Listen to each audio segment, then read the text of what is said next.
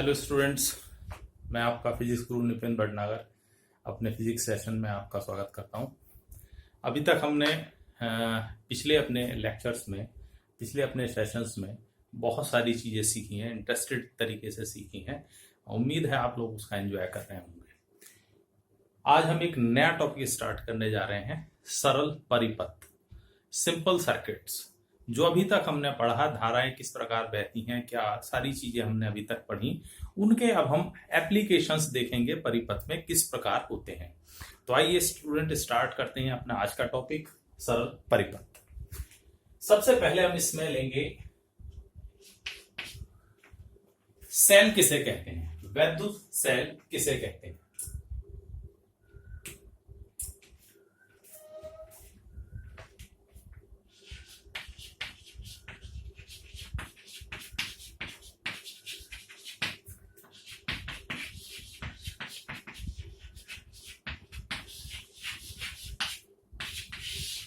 Electric cell कहते किसे हैं? वैद्युत सेल एक ऐसी युक्ति है जो रासायनिक ऊर्जा को वैद्युत ऊर्जा में परिवर्तित करती है और किसी परिपथ में आवेश के प्रवाह को निरंतर बनाए रखती है।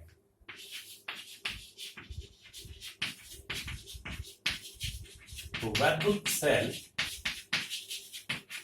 एक ऐसी युक्ति है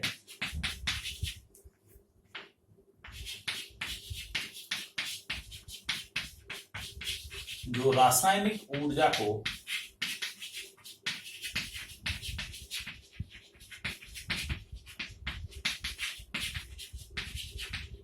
वैद्युत ऊर्जा में परिवर्तित कर परिपथ में स्थायी धारा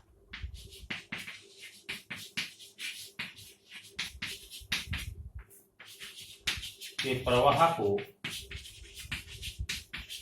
बनाए रखती है।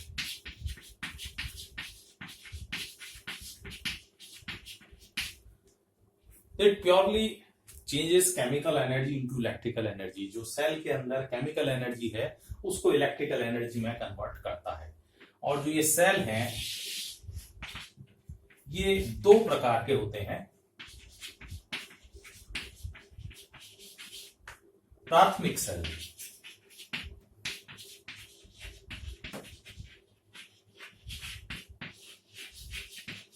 Primary cells.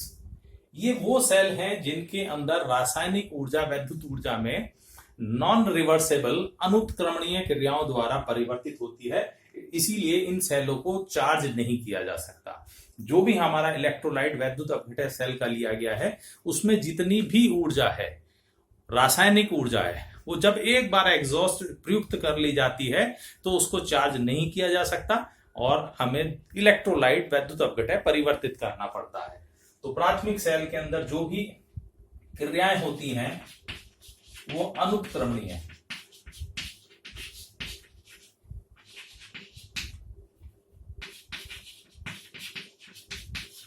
तो ये सेल अनुत्क्रमणीय नॉन रिवर्सेबल प्रोसेस द्वारा, क्रियाओं द्वारा रासायनिक ऊर्जा को वैद्युत ऊर्जा में परिवर्तित करते हैं। इसमें आ जाएगा आपका वोल्टीय cell,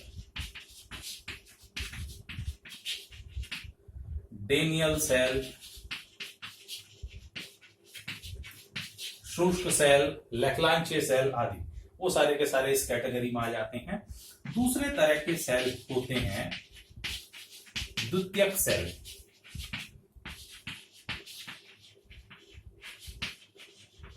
These are called secondary cells or called accumulators.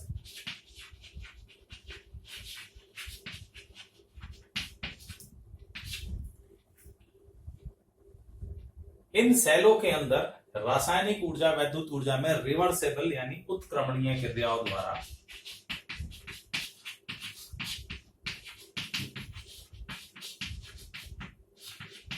परिवर्तित होती हैं।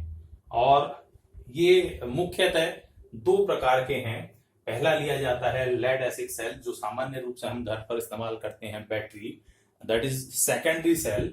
और दूसरा है निकेल और आयरन की हेल्प से प्राप्त नीफे सेल या जिसको हम कह देते हैं, इसको हम एसिड्स अम्लीय बैटरी कह देते हैं और उसको हम क्षारीय कह देते हैं। ठीक है, तो इसमें आ जाएगा लेड एसिड एक्यूमुलेटर कह सकते हैं। ठीक है, और दूसरा है आपका क्षारीय।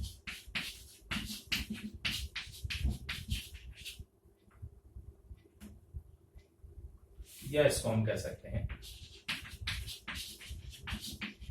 अम्लीय बेस, जिसमें बेस यानी अम्ल इस्तेमाल किया गया है और दूसरा क्षार इस्तेमाल किया गया है। तो दो तरह के बैटरीज यूज की जाती। सामान्य रूप से अम्लीय सेल में H2SO4 इलेक्ट्रोलाइट के रूप में इस्तेमाल किया जाता। ठीक है, और जो साधारण रूप से हम बैटरी इस्तेमाल करते हैं, इसकी लाइफ थोड़ा क्षारीय बैटरी से कम है, लेकिन कॉस्ट थोड़ा कम रहती है। कॉस्ट भी कम है और लाइफ भी कम है। क्षारीय बैटरी की लाइफ ज्यादा रहती है। दीज आर कॉल्ड नीफे सेल्स भी कह देते हैं, इसीलिए क्योंकि निकल और आयरन की इसमें इलेक्ट्रोड्स इस्तेमाल किए जाते हैं। इनकी स्टार्टिंग कॉस्ट ज्यादा है लेकिन लाइफ भी लॉन्ग होती है। तो these are two type of cells. अब ये जो सेल हैं, जब हम इस्तेमाल करते हैं इनको, तो इनसे हमें किस तरह से धारा मिलेगी, कौन कौन से फैक्टर्स होंगे जो निर्धारित करेंगे कितना कोई सेल धारा दे सकता है, उसको हम लेकर के चलेंगे। तो हम नेक्स्ट टॉपिक लेकर के चलते हैं सेल का विद्युत वाहक बल। ठीक है,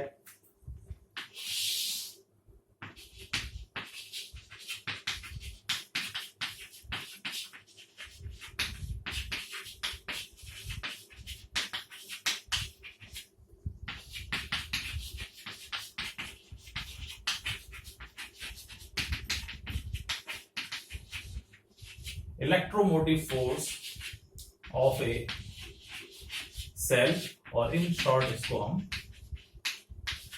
EMF लिखते हैं। तो स्टूडेंट ध्यान रख के समझ लें इस बात को। इसमें भले ही बल लिखा हुआ है, but this is not a force. ये अपने आप में एक वोल्टेज है, विभवांतर की तरह है। विद्युत वाहक बल बहुत इनिशियल स्टेज पर इसको नाम दिया गया था, क्योंकि दिस इज रिस्पॉन्सिबल फैक्टर। ये एक मुख्य फैक्टर है जिसके कारण परिपथ में धारा बहती है। तो इसीलिए उस समय इसको एक बल के रूप में रिप्रेजेंट किया गया और वही अब तक नाम चल रहा है। But purely it is not a force. बिल्कुल क्लियर दिमाग में रख लें कि ये कोई बल नहीं है। क्या चीज, फिर हम ये देखते हैं। मान लीजिए हमारा ये सेल है, These are two electrodes। ये इसमें दो इलेक्ट्रोड हैं। ये इसमें कोई इलेक्ट्रोलाइट फिल किया गया है, कोई वैद्युत अपघटय भर दिया गया है, और ये परिपथ को कंप्लीट कर दिया गया है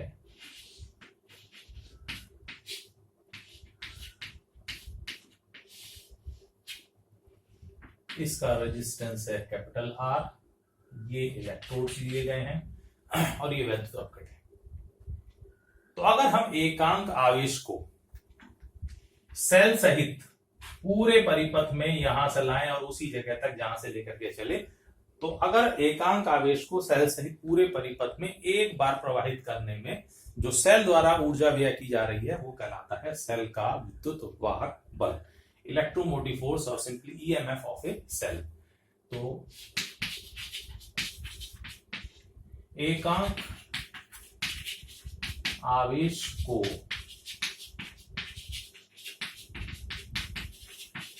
सेल सहित पूर्ण परिपथ में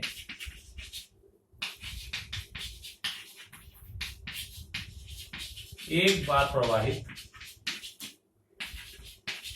करने में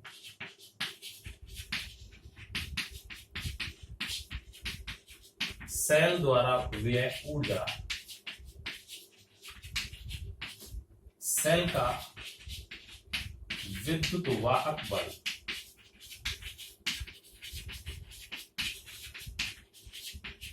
कहलाता है।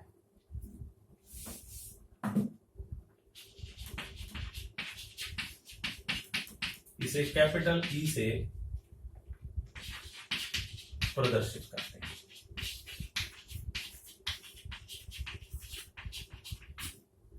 ठीक है, इसे हम कैपिटल E से रिप्रेजेंट करते हैं।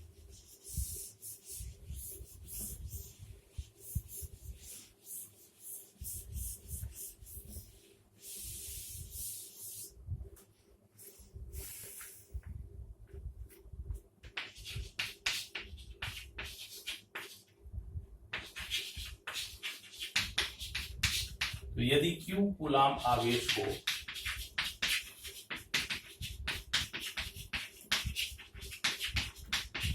सेल सहित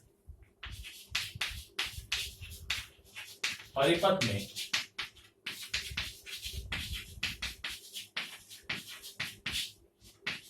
एक बार प्रवाहित करने में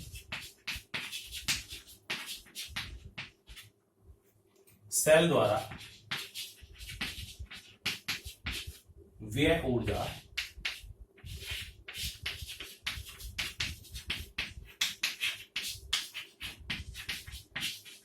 W जूल हो, तब सेल का विद्युत वाहक बल E होगा W/Q। Q आवेश को प्रवाहित करने में वो कार्य है W, तो एकांक आवेश को होगा W/Q and that is EMF of cell, cell का विद्युत वाहक बल। तो इसका मात्रक होगा जूल पर कूलाम या सिंपली वोल्ट। मात्रक होगा इसका वोल्ट। तो ये है सेल का विद्युत वाहक बल। तो यहां पर क्या था, एकांक आवेश को यहां से आप लेकर अगर चले पूरे परिपथ में प्रवाहित किया, सेल के अंदर से फिर होते हुए वहीं तक पहुंचने यानी सेल सहित पूर्ण परिपथ में प्रवाहित किया गया है। तो ऐसी स्थिति में सेल के इलेक्ट्रोलाइट यानी वैद्युत अपघटन से होकर भी धारा बह रही है। ठीक है। अगर हम एकांक आवेश को एक इलेक्ट्रोड से लेकर के चलें, पूरे परिपथ में प्रवाहित करें और दूसरे इलेक्ट्रोड तक ले आए, इस स्थिति में जो वर्क डन किया जाएगा वो कहलाता है सेल के सिरों पर विभवांतर और टर्मिनल वोल्टेज या terminal potential difference of a cell, cell के सिरों पर विभवांतर। ठीक है। तो वहां पर इलेक्ट्रोड के अंदर से धारा नहीं बहेगी, केवल एक इलेक्ट्रोड से दूसरे इलेक्ट्रोड तक और बाह्य परिपथ में। तो सेल से रिलेटेड दूसरा टर्म आता है सेल के सिरों पर विभवांतर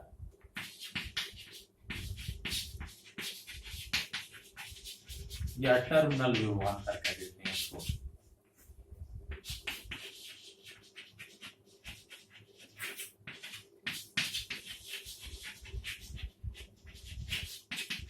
टर्मिनल पोटेंशियल डिफरेंस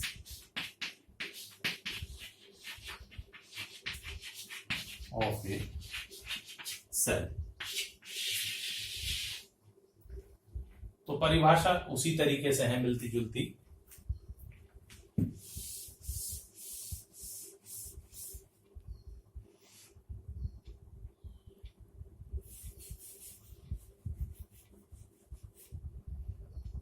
एकांक आवेश को सेल के एक सिरे से दूसरे सिरे तक पूर्ण परिपथ में एक बार प्रवाहित करने में सेल द्वारा व्यय ऊर्जा सेल का विभवांतर, सेल के सिरों पर विभवांतर कहलाता है।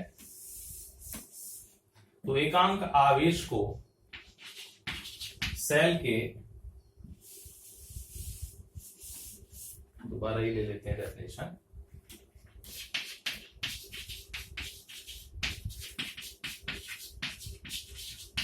एकांक आवेश को सेल के एक टर्मिनल से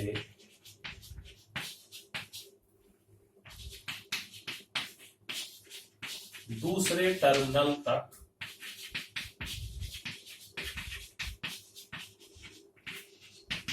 बाह्य परिपथ में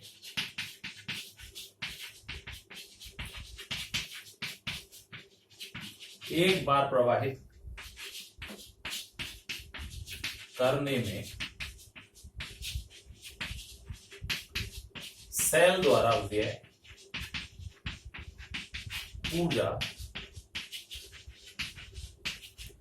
सेल के सिरों पर या सेल का टर्मिनल विभवांतर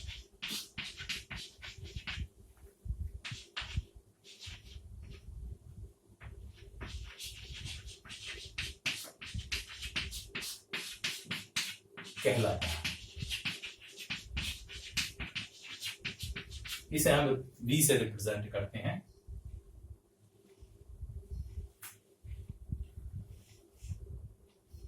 यदि Q कूलाम आवेश को सेल के एक टर्मिनल से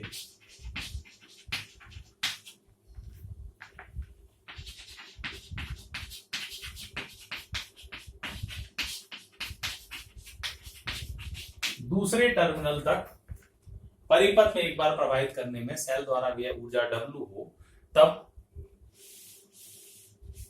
सेल का टर्मिनल विभवांतर V होगा W/Q, मात्रा किसका भी सेम है, वोल्ट या जूल पर कूलम। तो दोनों में अंतर केवल ये है, जब हम विद्युत वाहक बल की बात करेंगे तो केवल सेल के अंदर से भी होकर के धारा गुजर रही होगी, और अगर हम उसके सिरों पर विभवांतर या टर्मिनल विभवांतर की बात कर रहे हैं तो एक टर्मिनल से दूसरे टर्मिनल तक बाह्य परिपथ से ले जाने में किया गया कार्य होगा। तीसरा एक और इंपॉर्टेंट टॉपिक है जो सेल से रिलेटेड है, उसी से हम कहते हैं सेल का आंतरिक प्रतिरोध।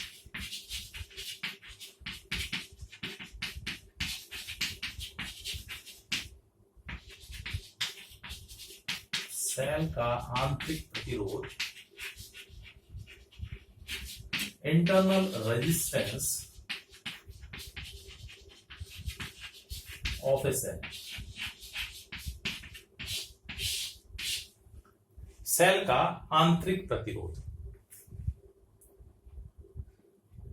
जब सेल के अंदर से धारा बहती है तो सेल के वैद्युत अपघटय, इलेक्ट्रोड्स, इनके द्वारा जो धारा के मार्ग में रुकावट, अवरोध लगाया जाता है वो कहलाता है सेल का आंतरिक प्रतिरोध। तो किसी सेल द्वारा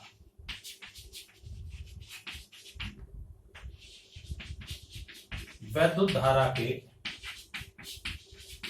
प्रवाह के मार्ग में उसके वैद्युत अपघटय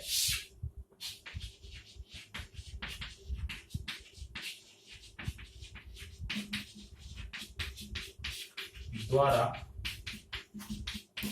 लगाया गया अवरोध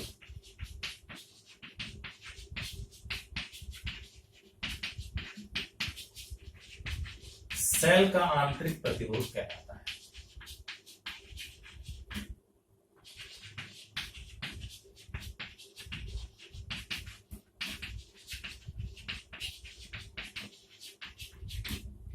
ठीक है, और इसको हम प्रदर्शित करते हैं स्मॉल r से, इसे स्मॉल r से प्रदर्शित करते हैं।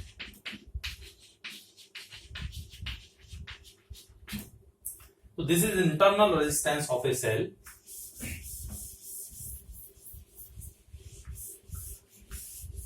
तो पहला हमने सेल से रिलेटेड एक इंपॉर्टेंट टर्म पढ़ा, सेल का विद्युत वाहक बल। उसके बाद हमने देखा सेल का टर्मिनल विभवांतर, एंड थर्ड टॉपिक सेल का आंतरिक प्रतिरोध, जिसे हम कहते हैं स्मॉल r। ठीक है, यहां यह समझ लेना जरूरी है कि सेल का आंतरिक प्रतिरोध किन किन फैक्टर्स पर डिपेंड करता है। तो टॉपिक लेकर चलते हैं, सेल के आंतरिक प्रतिरोध को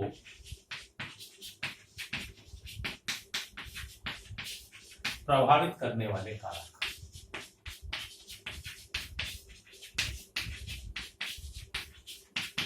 factors affecting internal resistance of a cell, कौन कौन से फैक्टर्स है जिनका प्रभाव पड़ता है सेल के आंतरिक प्रतिरोध पर। तो सबसे पहला है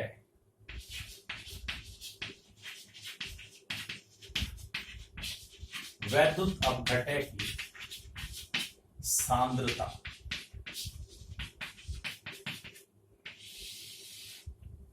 कंसंट्रेशन ऑफ इलेक्ट्रोलाइट, किसी भी सेल के अंदर जो वैद्युत अपघटय लिया जाता है उसकी सांद्रता जैसे जैसे बढ़ाई जाती है तो इस इलेक्ट्रोलाइट में उपस्थित आयनों की संख्या बढ़ती चली जाएगी, जिससे कारण के जब धारा का प्रवाह होगा तो उन आयनों के बीच में ज्यादा टक्करें होंगी, रुकावट अवरोध ज्यादा होगा, इट मींस आंतरिक प्रतिरोध बढ़ जाएगा। तो वैद्युत अपघटन की सांद्रता बढ़ने पर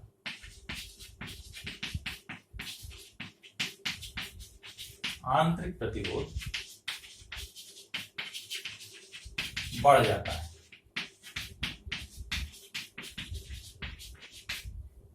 ठीक है। दूसरा है इलेक्ट्रोडों के बीच की दूरी।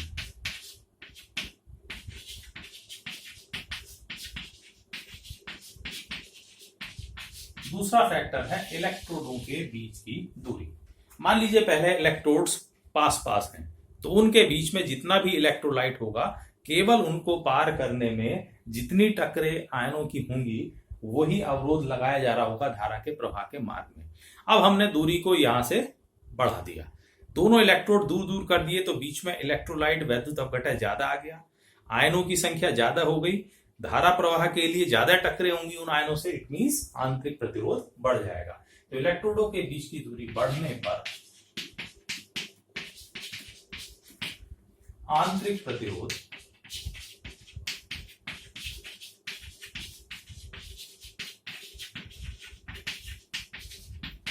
बढ़ जाता है।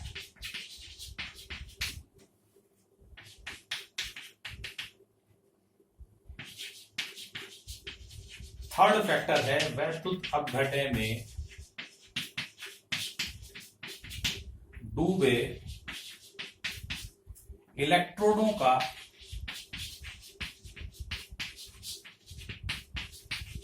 क्षेत्रफल।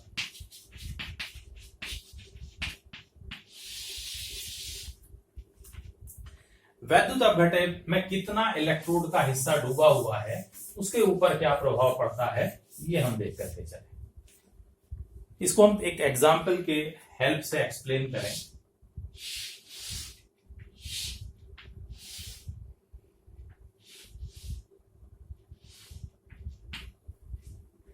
डियर स्टूडेंट्स, आपको इमेजिनेशन करना है अपने कॉलेज का मेन गेट। ज्यादातर कॉलेज के मेन गेट्स इसी तरीके के होते हैं। दो पार्ट में एक गेट बनाया गया है और उसमें एक ही छोटा गेट लगा रहता है।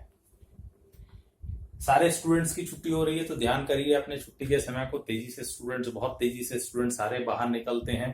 तो अगर उस समय ये छोटा गेट खोल दिया जाए, स्टूडेंट्स बहुत तेजी से निकल रहे हैं, तो इस गेट से निकलने में क्या होगा, उन्हें ज्यादा संघर्ष करना होगा, रेजिस्टेंस ज्यादा करना होगा, लगाना, एक रेजिस्टेंस ज्यादा अनुभव हो रहा होगा और टाइम भी ज्यादा लगेगा उन छात्रों को निकलने में। तो क्षेत्रफल कम है, रेजिस्टेंस ज्यादा है। अब इस गेट की जगह पर पूरा गेट ओपन कर दिया गया है, दोनों बड़े गेट ओपन कर दिए गए। तो अब आप देख रहे हैं यहां से यहां तक क्षेत्रफल उपस्थित है, वही सारे स्टूडेंट्स बहुत कम टक्कर आपस में करते हुए इजीली गेट से होकर के बाहर निकल सकते हैं। तो सेम फिनोमिना यहां पर है कि जैसे जैसे हम क्षेत्रफल इलेक्ट्रोड्स का बढ़ाते चले जाते हैं, आयंस को, इलेक्ट्रॉन्स को पहुंचने के लिए ज्यादा एरिया उपलब्ध होगा, टक्करें कम होंगी, रेजिस्टेंस कम हो जाएगा, अवरोध कम हो जाएगा। तो वैद्युत अपघटन में डूबे इलेक्ट्रोडों का क्षेत्रफल बढ़ाने पर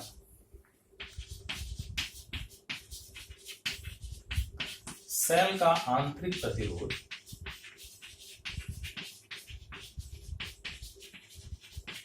घट जाता है। ठीक है। नेक्स्ट फैक्टर हम ले रहे हैं टेम्परेचर। जैसे जैसे धारा बहती है किसी भी परिपथ के अंदर, टेम्परेचर, क्योंकि कुछ ऊर्जा जो लगातार खर्च की जा रही है, आयनों को दी जा रही है, वो उनकी गतिज ऊर्जा, और गतिज ऊर्जा के कारण टेम्परेचर बढ़ता चला जाएगा।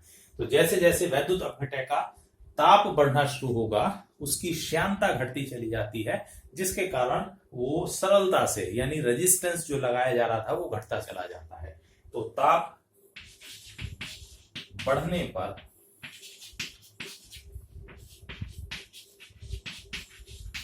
सेल का रीजन भी ले लेते हैं। ताप बढ़ने पर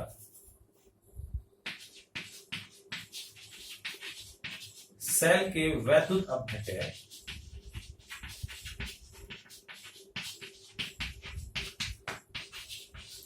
की श्यानता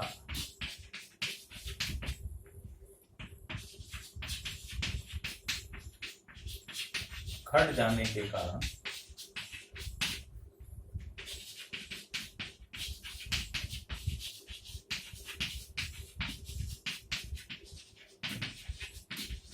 आंतरिक प्रतिरोध घट जाता है। ठीक है, और भी कई सारे फैक्टर्स का प्रभाव पड़ता है।